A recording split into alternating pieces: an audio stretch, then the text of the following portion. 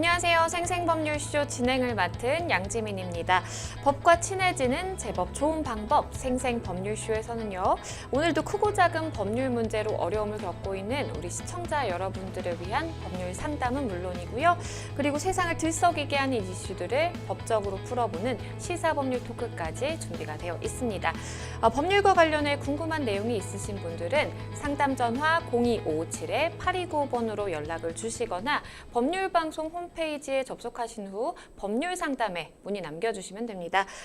그리고 아래 나가는 메일로도 상담 문의 받고 있습니다. 많은 참여 부탁드립니다. 각 분야의 전문 변호사가 무료로 성심성의껏 상담을 해드리니까요. 많은 참여 부탁드립니다.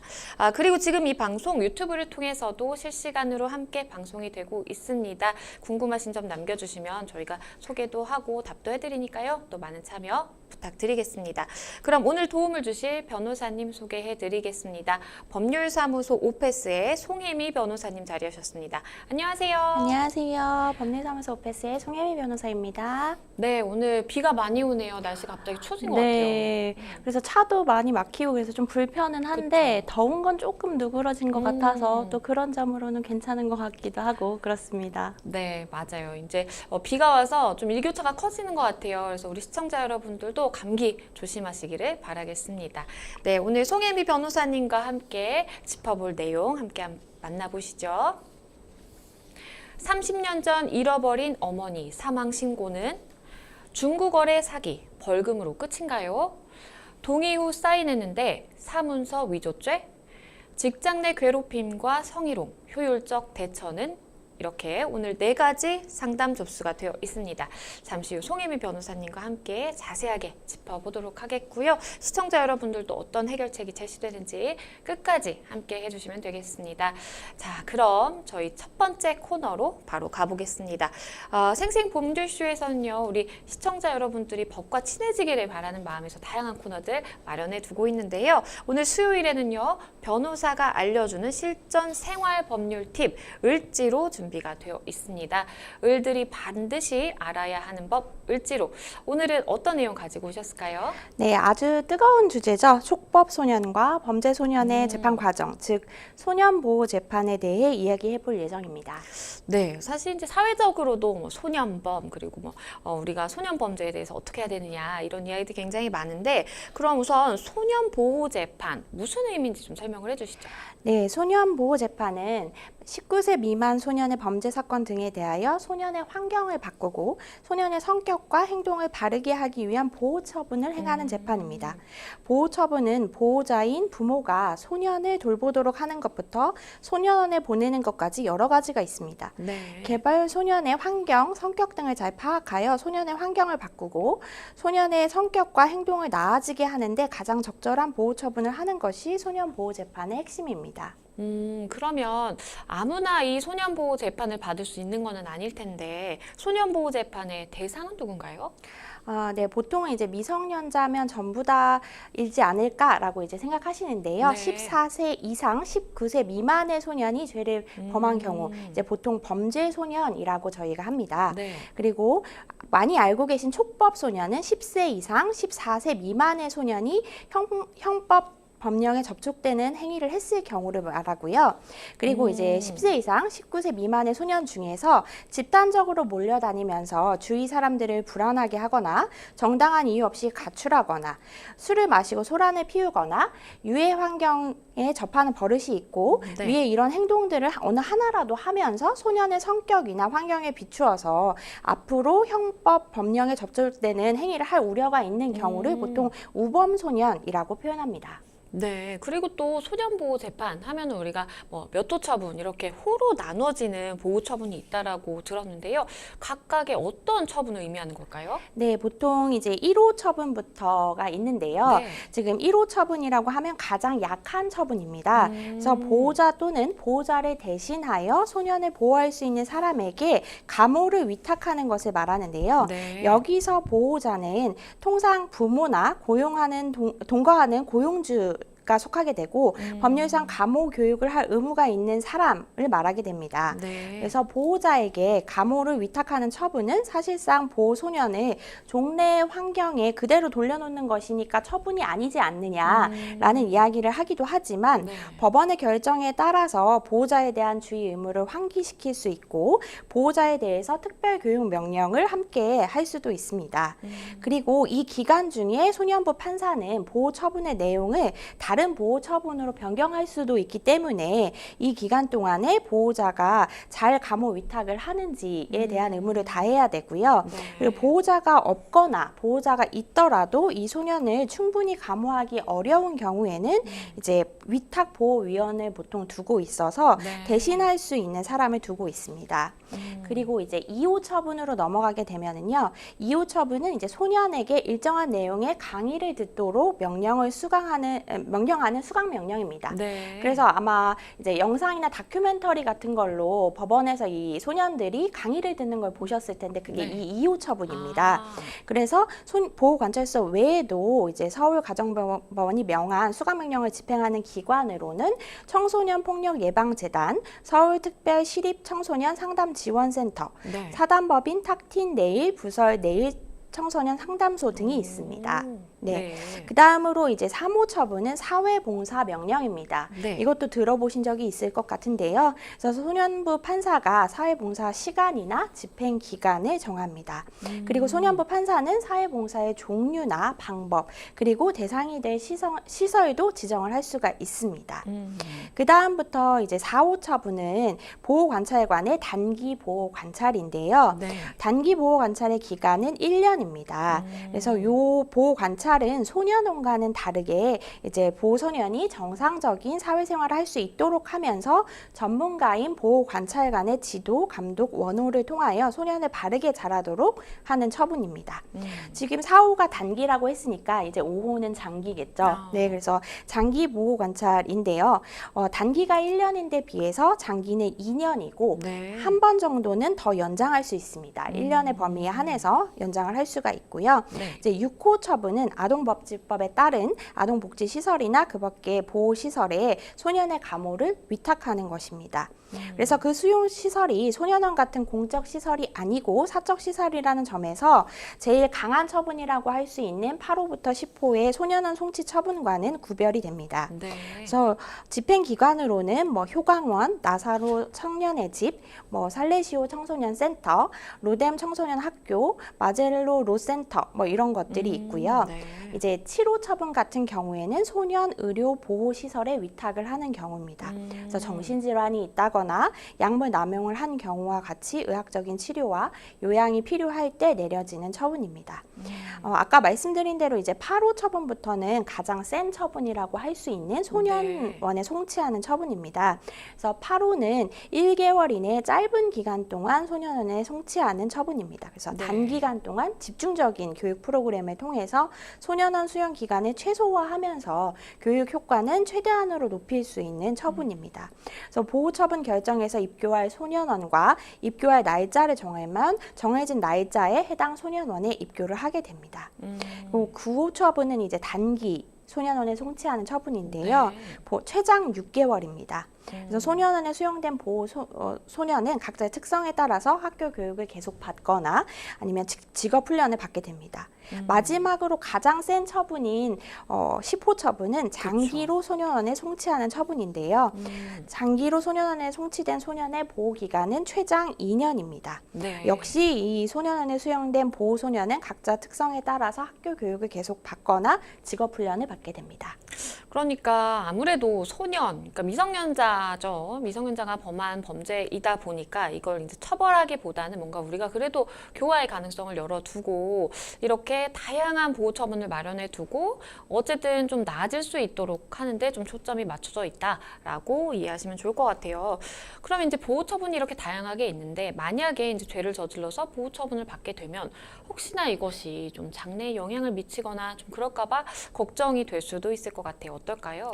네, 소년의 보호 처분은 그 소년의 장래의 신상에 어떠한 그런 영향도 미치지 않습니다. 소년법에 네. 따라서 장래에 불이익을 주지 않도록 되어 있는데요. 네. 그래서 보호처분 결정이 내려지면 곧바로 집행을 하게 되고 이제 결정에 따라서 승복하지 못하고 이제 항고를 한다고 하더라도 네. 이제 정지되지 않고 진행이 됩니다. 그리고 보호처분을 받은 소년에 대해서 같은 네. 사건으로는 다시 뭐 공소를 제기하거나 소년부에 다시 이거 처분 다시 내려달라라고 송치할 수는 없습니다. 네. 앞으로의 장래에 전혀 문제가 되지 않고 사실은 이게 전과 기록으로도 또 남지도 않기 때문에 그만큼 우리가 청소년에 대해서는 한 번에 두 번의 기회를 더 주자라는 것에 좀 초점이 맞춰져 있습니다. 그러면 부가처분과 보호자 특별교육 명령이라는 것도 있는데 어떤 걸까요? 네, 원칙상으로는 이제 형법의 처벌은 한 번 처벌을 내리면 그걸로 부가처분을 하지는 않지만 네. 이 보호처분 같은 경우에는 4호 단기 보호관찰 또는 5호 장기 보호관찰 처분을 할 때 보호소년 등의 처우에 관한 법률에 따른 대안교육 또는 소년의 상담, 선도, 교화와 관련된 단체와 시설에서의 상담 교육을 받을 것을 동시에 명할 수 있습니다. 그래서 4호 단기 보호관찰 또는 5호 장기 보호관찰 처분을 할 때는 네. 1년 이내의 기간을 정하여 야간 등 특정 시간대에 외출하는 것을 제한하는 명령을 이런 준수해야 된다 이렇게 같이 부과할 수 있습니다. 네, 이렇게 부가처분과 그리고 특별교육 명령에 대해서까지 알아봤습니다. 촉법소년과 범죄소년에 대한 이 소년보호 재판에 대해서 알아봤는데요. 이렇게 우리 어쨌든 시스템이 사회적 시스템으로서 이렇게 청소년들을 교화하기 위한 다양한 방법들이 마련이 되어 있는 만큼 모쪼록 좀 죄를 뉘우치고 다시금 양지로 나와서 훌륭한 좀 사회 구성원이 되면 좋겠다라는 좀 생각을 해보게 됩니다. 다음 시간에는요, 소년보호재판을 넘어서 이 가정보호재판에 대해서 좀 알아보겠습니다. 다음 시간에도 많은 시청 부탁드리겠습니다. 지금까지 을들이 알아야 하는 법 을지로 만나봤습니다. 여러분은 지금 생생법률쇼와 함께하고 계십니다. 쉽사리 해결되지 않는 법률 문제를 끌어안고 있다면 지금 생생법률쇼와 함께하시죠. 법률 고민이 해결되는 가장 쉬운 방법을 소개해드릴게요. 첫째, 02557-8295번으로 전화를 한다. 둘째, 법률방송 홈페이지에 접속해서 법률상담 게시판에 문의를 남긴다. 셋째, 지금 화면에 나오고 있는 이메일 주소로 사연과 연락처를 보낸다. 생생법률쇼가 자랑하는 각 분야의 전문 변호사가 여러분의 더부룩한 속을 뻥 뚫어드립니다. 속 시원한 스파클링 법률 상담 프로그램 생생법률쇼. 지금 바로 전화 주세요.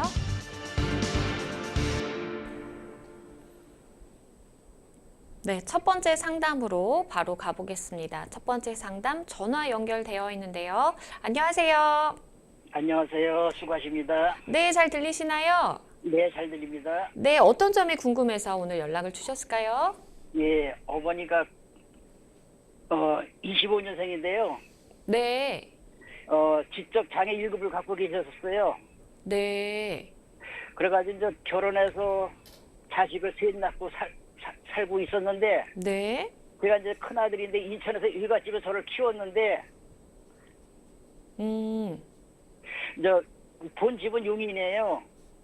네, 근데 어머니가 이제 지적 장애인데도 불구하고 아들이 보고 싶으면은 대책 없이 차비도 없이 그냥 보따리 쌀고 인천까지 오고 가시고 하셨어요. 네, 그러니까는 그 기간이 어떨 때는 한 달도 걸리고 1년도 걸리고 그랬었어, 어때까지. 네, 그런데 제가 이제 그렇게 살다가 95년대 우리 집에 계시다가 95년, 네, 제가 이제 모시고 있었는데 애도 잘 키우셨는데 어느 날 교회 가신다고 하면서 없어진 거예요, 어머니가.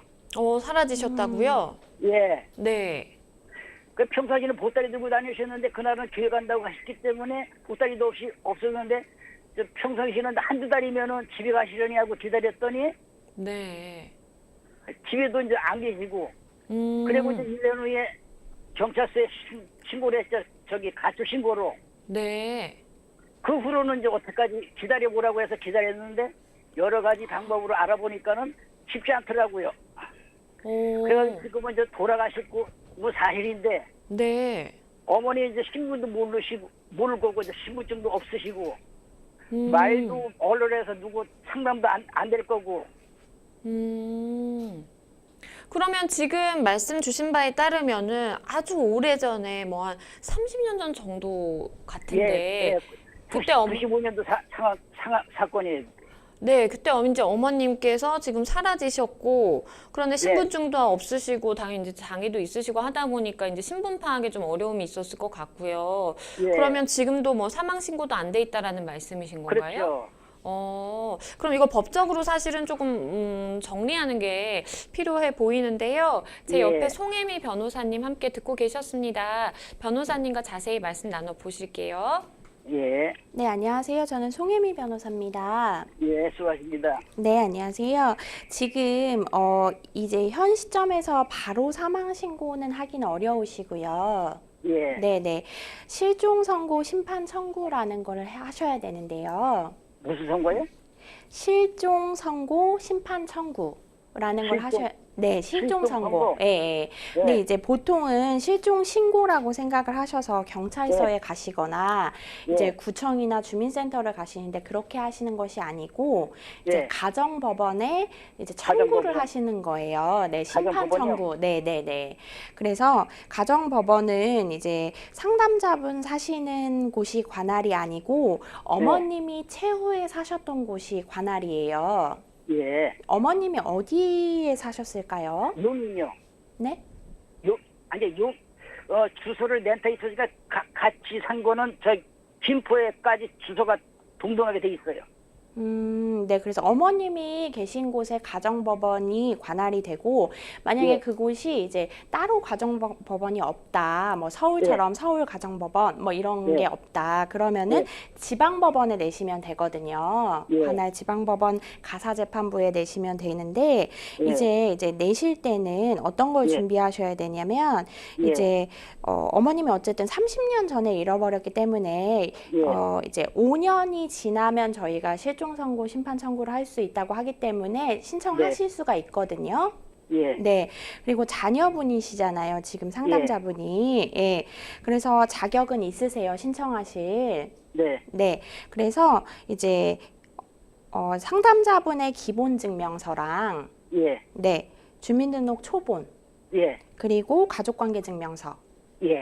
가 필요하고 그 다음에 저희가 보통 부재자라고 표현을 하는데요. 어머님을 부재라고 표현을 해요. 그래서 부재자이신 어머님의 기본증명서, 그 다음에 초본, 그 다음에 가족관계증명서 똑같이. 근데 어머니 것도요? 네, 어머니 것도. 근데 만약에 어머니 거를 뗄 수 없다. 주민센터를 갔더니 어머니 건 뗄 수 없다라고 했으면 그 사유를 적어서 법원에 내면 되거든요. 그러면 가족 관계증명서가 제 위로 제 앞으로 돼 있거든요 지금 어머니는. 네네.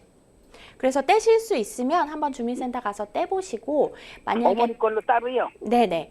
상담자분 것도 떼고 똑같이 어머님 것도 떼고 해서 내야 돼요. 네. 근데 이제 만약에 어머님 거를 못 뗀다. 지금 어머니가 아니라서 못 뗀다라고 하면은 그 사유를 소명을 하면 법원이 뗄 수 있는 절차를 마련해 줄 거예요. 네. 일단 신청하고 나면.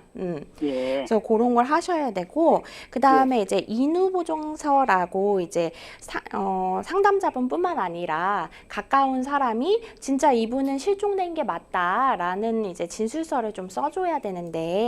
지금 아까 자녀분이 3분이라고 하셨으니까 다른 2분이 쓰셔도 될 것 같아요. 제가 생각할 때는. 네.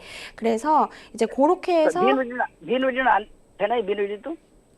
네? 며느리. 아, 네네네. 일단, 그렇게 해서 내보시고, 이제 가족관계 증명서에 이제 아내분 이름이 나올 테니까, 네.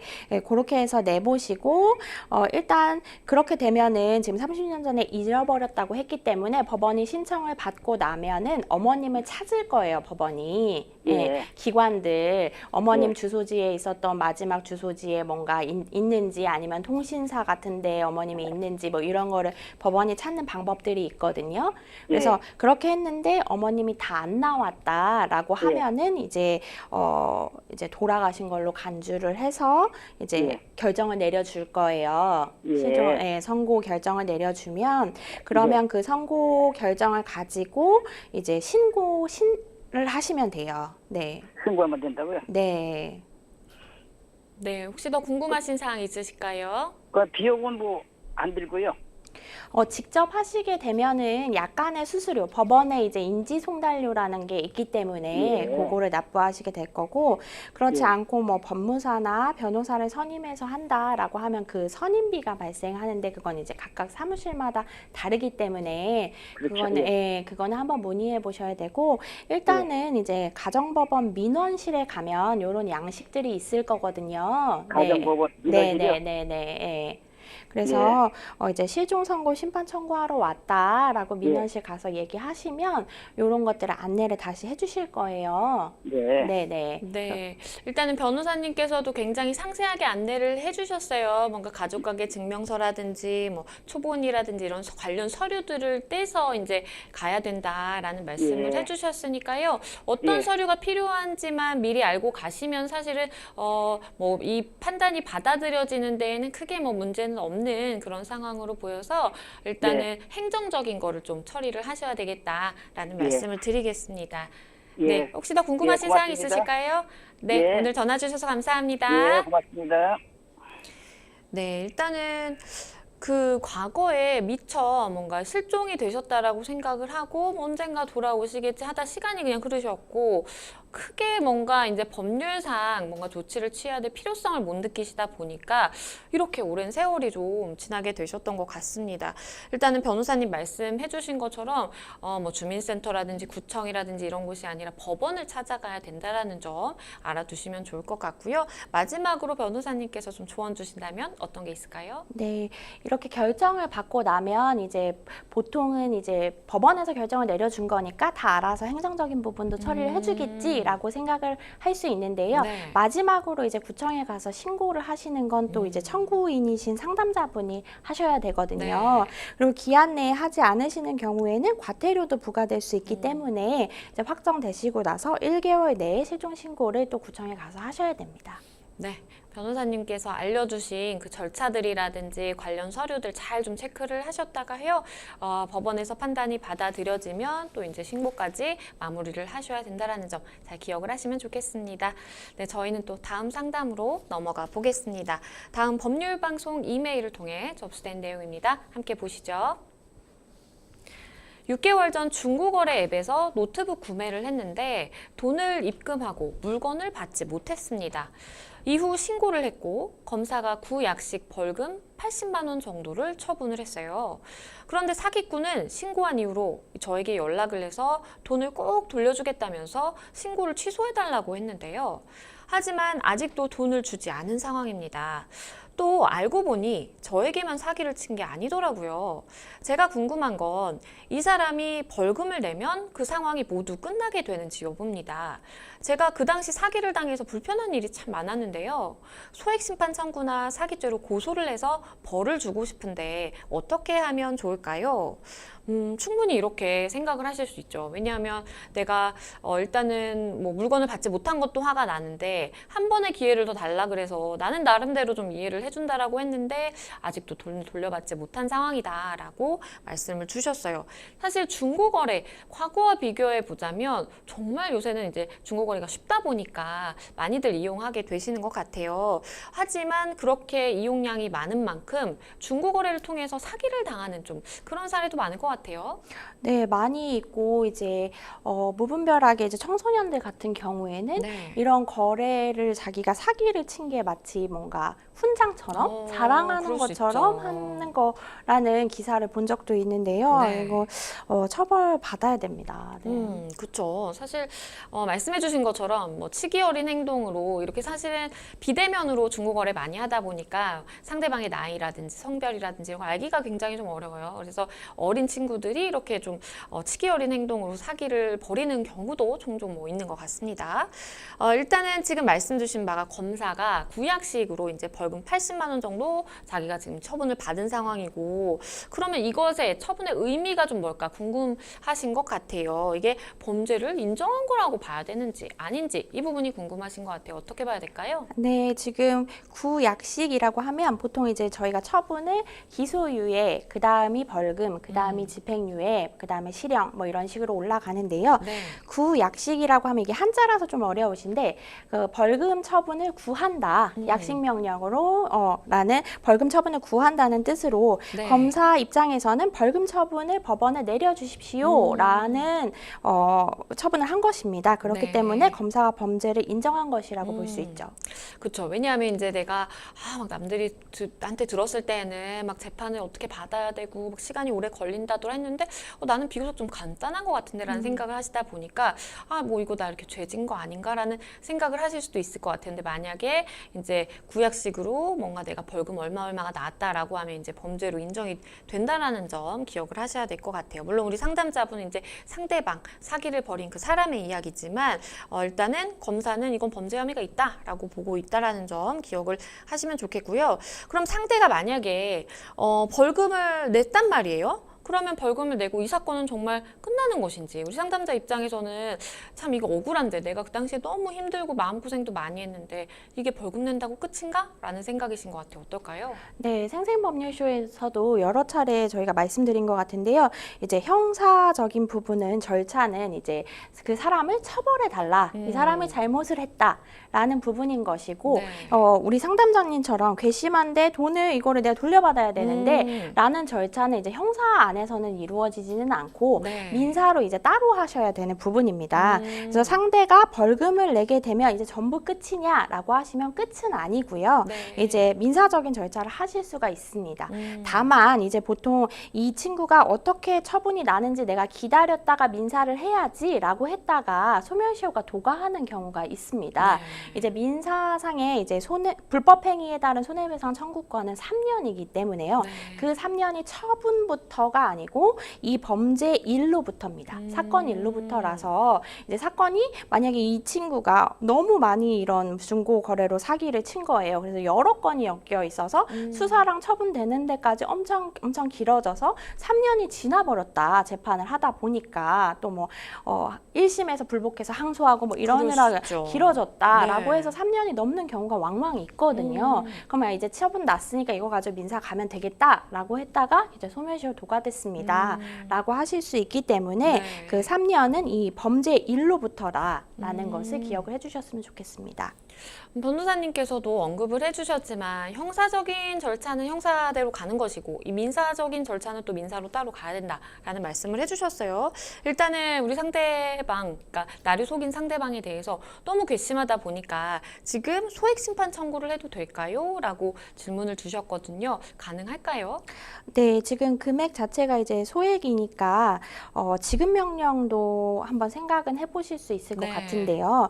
구약식 이제 처분이 나서 만약에 이제 순서가 구약식으로 검사가 요청을 하면 법원에서 다시 약식 명령을 내려서 네. 그거를 납부하는 구조로 되어 있기 때문에 구약식 처분이 내려왔다는 통지서를 받으시고도 좀 한참 기다리셔야 또 약식 그렇죠. 명령이 내려오거든요. 그래서 이제 그거까지 다 받으셨다. 약식 명령으로 이 친구가 이거 하는 것까지 다 봤다라고 하면은 지급 명령이 가능할 것 같은데 만약에 여전히 수사 중이라고 하거나 뭔가 아직 형사 절차 중이다라고 하면은 이제 지급 명령으로 넣었다가는 이제 본안을 하시는 게 저희가 소위 얘기하는 이제 그렇죠. 민사 소송을 하셔야 될 것 같다.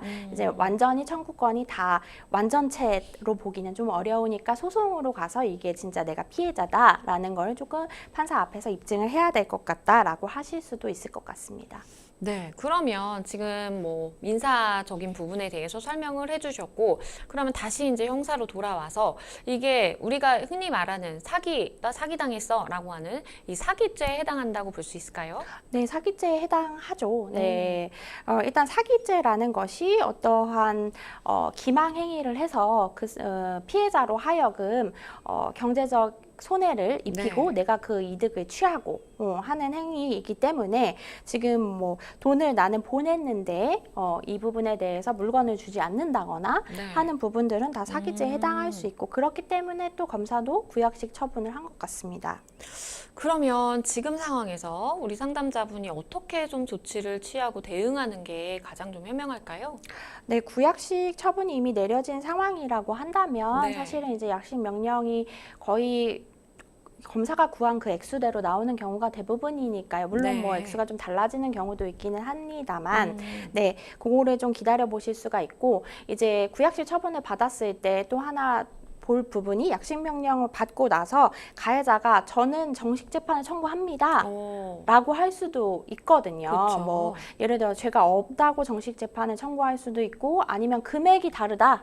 내가 피해를 입힌 금액이 더 과다하게 지금 돼서 내가 처분을 받은 것이다.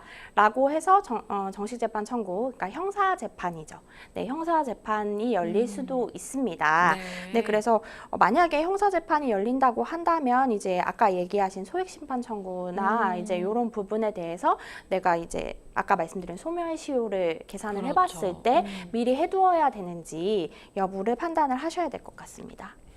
앞서서 저희가 이제 말씀을 나눈 것과 마찬가지로 사실 이제 중고거래 하시는 분들 요새 굉장히 많잖아요. 그런데 정말 잘 이용하면 내가 득템을 할 수 있는 그 기회이기도 하지만 잘못하면 이거 완전히 정말 돈 날리는 그런 사기를 당할 수 있을 것 같다는 생각이 들어요. 중고거래를 할 때 어떤 점들을 좀 조심하면 이러한 위험으로부터 나를 보호할 수 있을까요?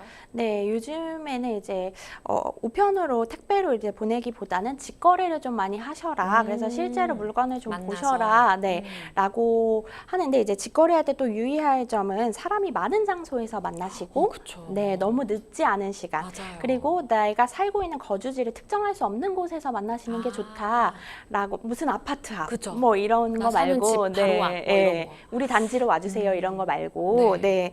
뭐 어느 역. 뭐 이렇게 그렇죠. 사람이 많이 다니는 곳으로 하시면 좋을 것 같고 이제 직거래로 하니까 그럼 현금으로 주면 되겠네? 라고 생각을 하실 수가 있는데 이제 그래도 이제 돈이 갔다는 이체를 그렇죠, 남기시는 증거. 게 좋기 때문에 이제 직거래로 하시더라도 금액은 이체로 하시는 것이 좋다고 생각합니다. 네. 그리고 사실은 이제 중고거래 하다 보면은 조금 뭔가 낚시성 매물이라고 할까요? 이런 게 좀 보여요. 보면 너무 이제 터무니없이 네. 싸게 해놓고 그런데 뭐 이걸 더 원한다면 뭐 네. 얼마를 더 추가해라 뭐 이런 경우도 있기 네. 때문에 사실 좀 하나하나 꼼꼼히 따져보시고 중고거래 이용을 하시면 어떨까라는 생각을 해봅니다. 우리 상담자분 일단 마음고생이 좀 심하실 텐데 그래도 변호사님께서 알려주신 그 형사적인 절차와 민사적인 절차 잘 좀 진행을 시키시다 보면은 돈도 결국에는 또 다 받으실 수 있을 것 같습니다. 너무 걱정 안 하셔도 될 것 같습니다. 네, 여러분은 지금 생생법률쇼와 함께하고 계십니다. 쉽사리 해결되지 않는 법률 문제를 끌어안고 있다면 지금 생생법률쇼와 함께하시죠. 법률 고민이 해결되는 가장 쉬운 방법을 소개해 드릴게요. 첫째, 02557-8295번으로 전화를 한다. 둘째, 법률방송 홈페이지에 접속해서 법률상담 게시판에 문의를 남긴다. 셋째, 지금 화면에 나오고 있는 이메일 주소로 사연과 연락처를 보낸다. 생생법률쇼가 자랑하는 각 분야의 전문 변호사가 여러분의 더부룩한 속을 뻥 뚫어드립니다. 속 시원한 스파클링 법률 상담 프로그램 생생법률쇼. 지금 바로 전화 주세요.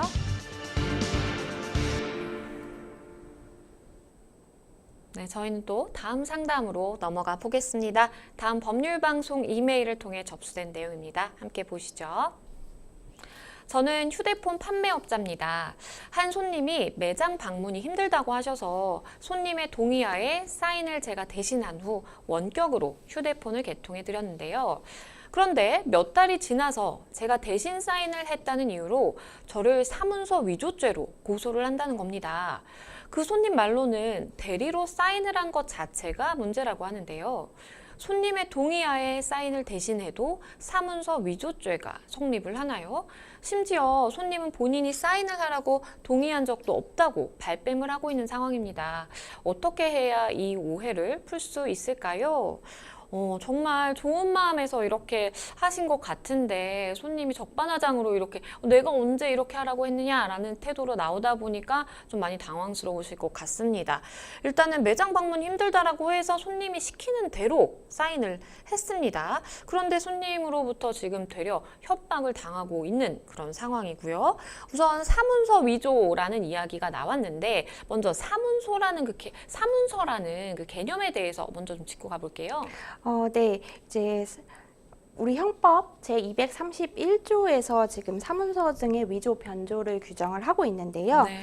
그래서 여기에서 보면 권리 의무 또는 사실 증명에 관한 타인의 문서 또는 도하라고 규정을 하고 있습니다.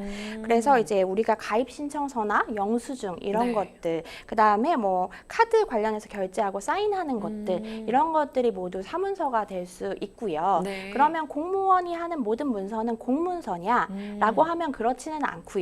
네. 공적으로 이제 어떤 뭐 증명서 이런 것들에 대해서는 뭐 코로나에 걸렸다 뭐 이런 것들은 공문서가 되겠지만 공무원이라고 해도 자기가 뭔가 이제 뭐 연차를 신청한다든지 뭐 이런 지위에서 하는 것들은 또 사문서가 될 수 있습니다. 네.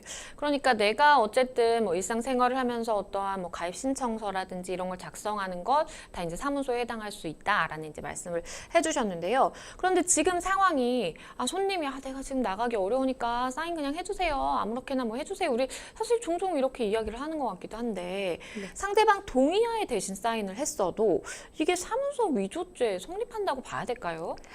상대방의 동의가 있었다면 이제 사문서 위조죄에는 성립을 하지는 않습니다. 네. 이제 판례에서 보게 되면은 이제 동의라는 것이 명시적으로 내가 그렇게 해주세요, 나는 동의해요라고 얘기한 것뿐만 아니라 네. 묵시적으로도 이제 충분히 동의를 했다고 볼 만한 사정이 있는 네. 경우라던가 아니면은 이거 위조의 고의가 없을 만큼 이제 주변 정황으로 봤을 때는 위조가 아니다라고 봤을 때는 동의가 있다고 보아서 처벌하지 않은 사례들이 있습니다.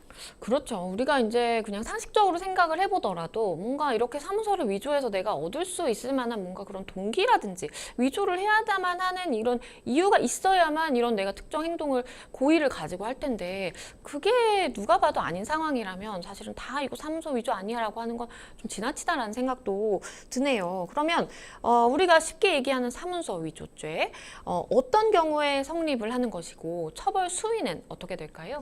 네, 아까 말씀드린 것처럼 위조의 고의가 좀 있어야 됩니다. 네. 그래서 이제 인장 날인이 있다거나 아니면 기명이나 날인이 뭐 빠져 있는 경우 이런 거 형식적인 부분을 우리가 생각할 때는 중요하게 생각을 하는데요. 네. 이제 판례에서는 오히려 기명만 있고 날인이 빠져 있다고 하더라도 이제 오인할 만하게 상황을 만들었다라고 하면은 위조의 고의가 있다라고 해서 처벌을 한 경우가 있습니다.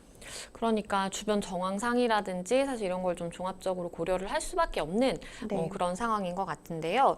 일단은 지금 우리 손님의 동의가 있었다라고 이제 말씀을 해주시기는 했는데 우리가 법적인 문제로 들어가면 늘 이 입증의 문제가 사실 발목을 잡잖아요. 나는 분명히 뭐 전화 통화로 이렇게 만약에 손님이 해주세요라고 했다면 그걸 다 일일이 녹음을 남겨놓지 않으면 이것도 참 쉽지 않은 문제다라는 생각이 드는데 동의가 있었다라는 점을 입증하기 위해서 어떤 것들을 좀 제시를 해봐야 될까요?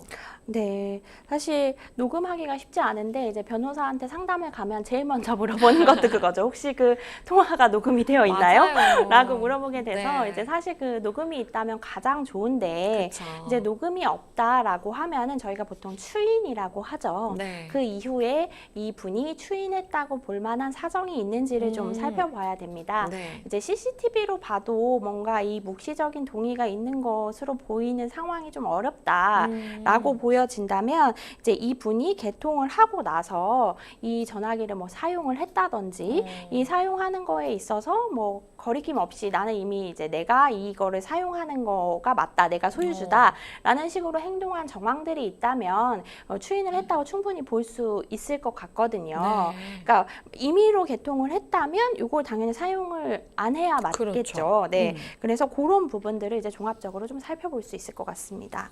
그쵸. 사실은 만약에 내가 이렇게 사인하라고 동의하거나 위임하지 않았더라면 내 명의로 이렇게 핸드폰이 개통이 됐으면 이거에 대해서 적극적으로 문제를 제기하고 아니다 없던 일로 해라 뭐 이렇게 해야 될 텐데 그렇게 하지 않고 다 이걸 받아서 내가 사용하고 뭐 사장님한테 감사합니다 뭐 이렇게 얘기를 했다라든지 이런 정황을 보면 동의했다라고 볼 수 있겠다라는 이런 판단이 가능하다라는 점 기억을 하시면 좋겠고요. 그러면 사문서 위조죄에 대해서 우리가 지금 계속 이야기를 하고 있는데 사문서 위조죄가 성립된 뭐 비슷한 사례들이 좀 있을까요? 네, 아까 말씀드린 것처럼 뭐 예금 청구서 같은 곳에 이제 당사자의 이름만 하고 나는 사인은 하지는 않았다라고 해도 이제 제출 받은 은행원이 봤을 때 이 사람이 그 실제로 그 명의자처럼 행동을 했다거나 하다면 이 부분은 미완성 문서라서 나는 사문서 위조죄가 아니다라고는 할 수 없다고 본 사례도 있고요. 그리고 어떤 회사의 도장을 실제로 그 회사의 도장을 갖다가 찍고 내용을 위조했다고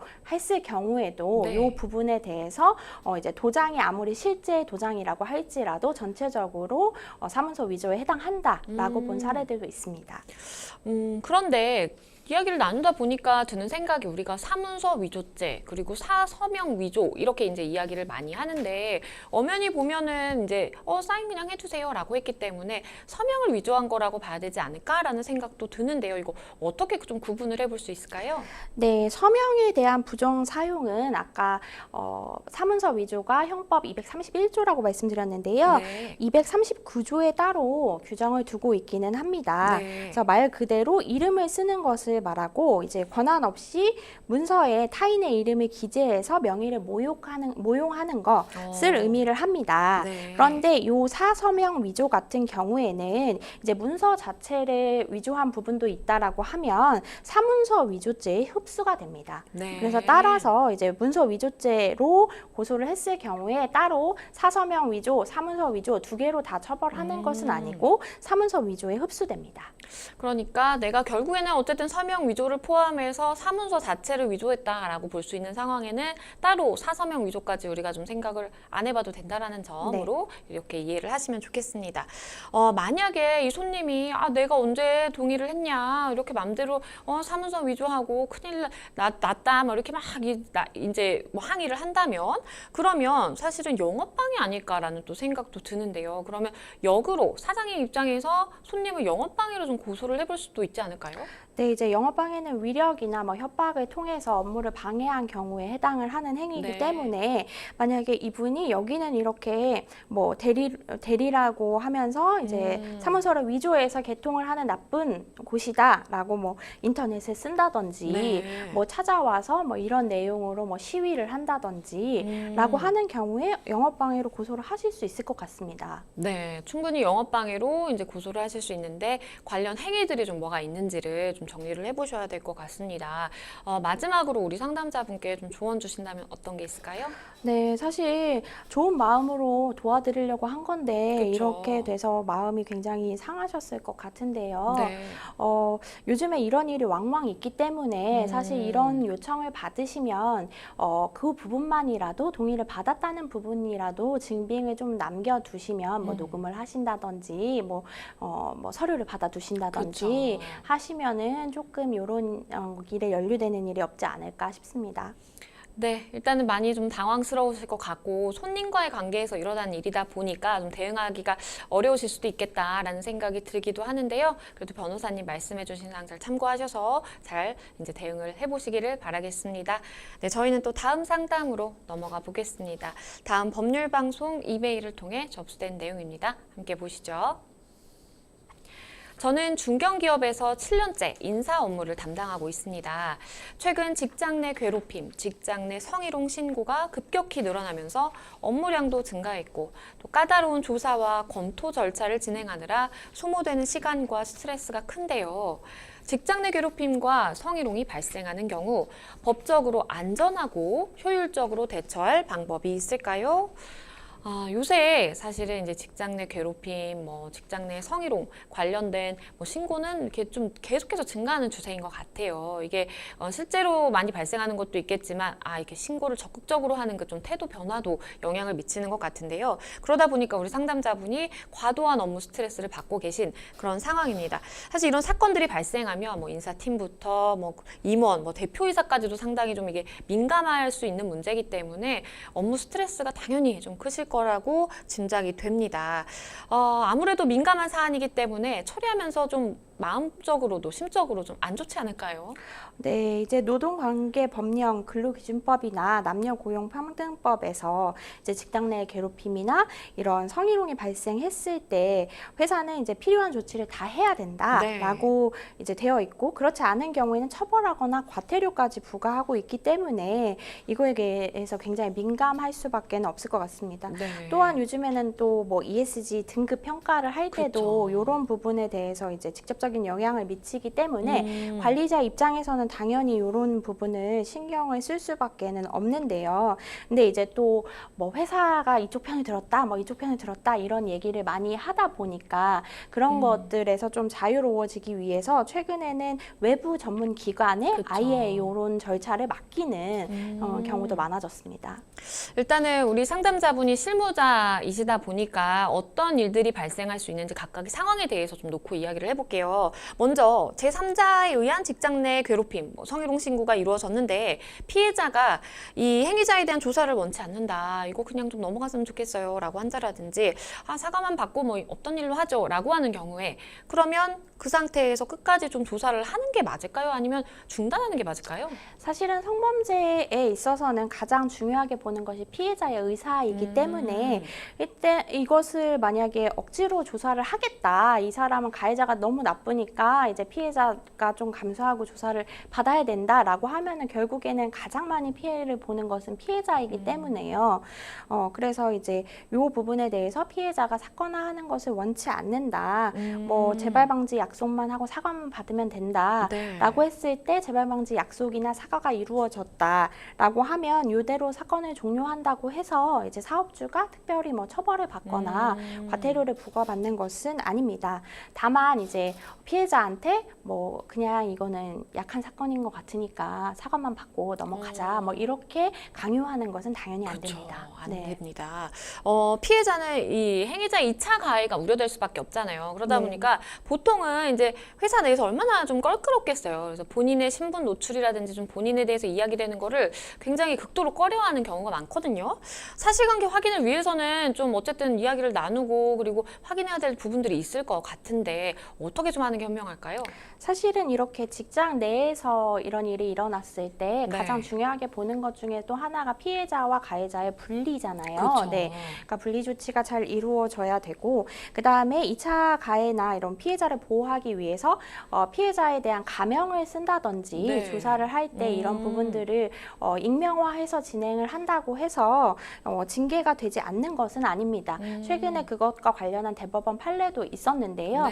이제 가명이기 때문에 내가 합의를 하지 못해서 징계를 더 세게 받았다라고 한 부분에 대해서 그렇지 않다라고 판단한 부분이 있기 때문에 이렇게 특정하지 않거나 뭐 익명으로 혹은 가명으로 진행을 한다고 해서 회사에 뭐 어떤 책임이 있거나 징계를 하지 못하는 것은 아닙니다. 조사를 진행하다가 조사 대상자가 저 이거 좀 조사하는 거 녹음하고 싶습니다 라고 하는 경우가 있을 수 있을 것 같아요. 이런 경우 이 요구를 들어줘야 될까요? 뭐 회사에서 특별한 사정이 없다면 수용하는 것 자체는 큰 문제는 없습니다. 근데 다만 이게 뭔가 2차 가해 우려가 있다든지 어디에 유출이 될 것 같다든지 하는 부분에 대해서는 이제 비밀 유지 의무가 있다는 것을 뭐 서류를 받는다던가 아니면은 이게 편집이 될 수가 또 있으니까 직접 녹음하지 않고 이제 공식적으로 녹음을 한 다음에 이 공개 청구를 통해서 뭐 이걸 받아가라고 한다던가 뭐 이런 절차를 따로 두실 수는 있습니다. 그러면 이게 사실은 피해자의 진술 내용을 듣고 처음에 어쨌든 사건이 접수가 되는 경우가 많을 것 같은데 피해자의 진술만으로 피해 사실을 인정하고 직장 내 괴롭힘이라든지 성희롱 여부를 좀 판단하는 것 가능할까요? 네, 모든 뭐 성범죄에서 그렇지만 이제 피해자의 진술이 구체적으로 특정이 되고 일관적이어서 이제 신빙할 만하다라고 보여지는 사유가 있다면 피해 네. 사실을 인정할 수가 있고 뭐 성희롱이나 뭐 강한 수위의 성폭력 같은 경우에는 사실은 둘밖에 모르는 경우가 많이 그쵸. 있기 때문에 피해자의 진술만 있다고 이거는 피해자 진술밖에 없으니까 접수조차 안 돼라고 하실 수는 없습니다. 마지막으로 우리 상담자분께 좀 조언 주신다면 어떤 게 있을까요? 네, 이제 사실은 익명화가 된다거나 가명으로 조사를 받으신다고 해도 일정 부분 이제 노출이 되는 것은 감수할 수밖에 그렇죠. 없는 부분이거든요. 네, 그래서 이제 담당하시는 분도 이런 부분에 대해서 좀 생각을 해주셨으면 좋겠고 그렇다고 해서 또 뭐 요즘에는 또 이제 허위로 되는 신고 경우도 있기 때문에 그쵸. 조사를 좀 철저히 하고 절차를 지키지 않으면 또 징계가 다시 엎어지는 경우도 있기 때문에 이런 여러 가지 부분들을 종합적으로 신경 쓰셔야 될 것 같습니다. 네, 일단은 실무자로서 이런 민감한 사안들을 처리하는 게 굉장히 좀 어렵게 많이 느껴지실 것 같은데요. 오늘 변호사님과 좀 이야기가 나온 내용들을 토대로 해서 잘 좀 대응을 해보시면 좋겠습니다. 잘 좀 해결이 되시면 좋겠네요. 네, 생생법률쇼 어느덧 마칠 시간이 다 됐습니다. 오늘 함께 해주신 송혜미 변호사님 감사합니다. 네, 오늘 저희가 준비한 내용 여기까지입니다. 다음 시간에 다시 찾아뵙겠습니다. 시청해주신 여러분 고맙습니다.